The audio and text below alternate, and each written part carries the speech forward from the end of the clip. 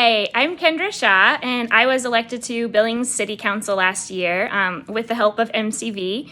Thank you so much for letting me come and chat about a little bit about my candidacy and then about just how incredibly important it is for organizations like Montana Conservation Voters to really be putting time and energy into these local races. And I'm gonna give you an example of an exciting project that's coming up in Billings. So just to let you know a little bit about me, I grew up in Montana, went to West, then went to the University of Montana in Missoula. My husband and I got married, and then we left the country for a number of years. We lived in Japan, we lived in Australia, we traveled abroad. We came back to start a small business, and we ran a fair trade importing business for a couple of years until I got into graduate school at the University of Michigan, which took us across the country. And while we were there, and I was studying writing, that's my background as I'm a grant and copywriter. I was studying writing, we had our first daughter, and at that point, really, the lure of Montana, this beautiful state that we'd grown up in, that we could maybe raise our children in, was so just incredibly powerful that we packed up the U-Haul and came back to Billings. That was about 7 years ago now.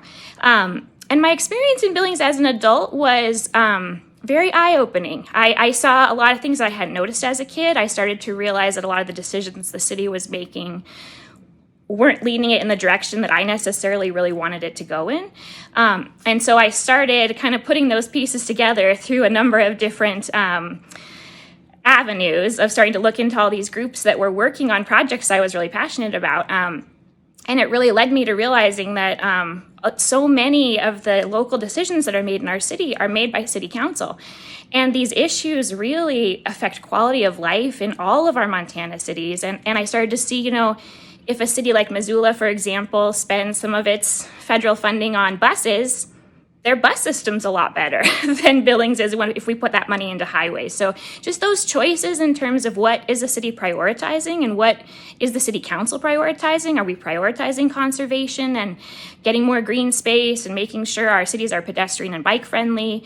Or are we not prioritizing those things? And if you don't have a majority on the local city council, a lot of really cool projects end up going by the wayside. So the one I'm really excited to share with you about is that Billings is in the process of planning for and has been saving for years a new water treatment plant on the west end. The really exciting thing about this project is that Public Works has come to City Council and said, we don't want this just to be a water treatment plant that's a reservoir and just has a big fence around it and is blocked off.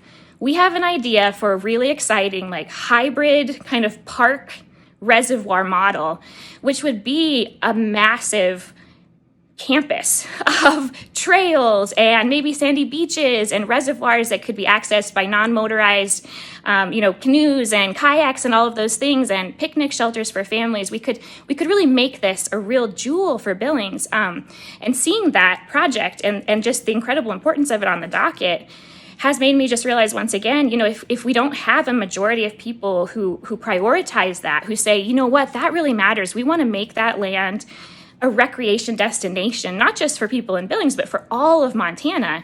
But City Council is the one here who's going to have to figure out how do we come up with the money to make sure that we can do that for the public. So if you don't have a city council or a local government that really cares about those issues, they'll just say, well, it's fine. We'll just do it the old traditional way, and no one needs to access it, or that's cheaper.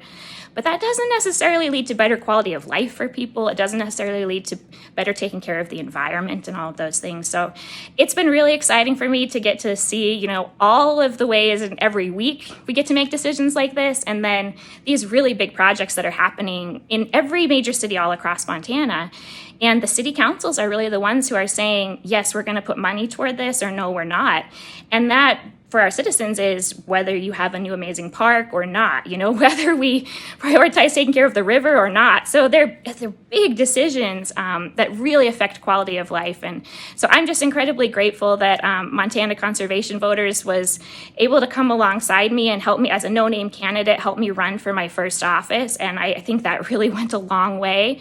And now I'm just excited I get to work with them going into the future and advancing these goals we all care about. So thank you so much for listening, and I just want to reiterate that truly the money that gets poured into MCV, that they put into getting local candidates elected and statewide candidates too, it really makes a big difference, and it will going forward for our kids who are going to grow up in these cities. So thank you very much.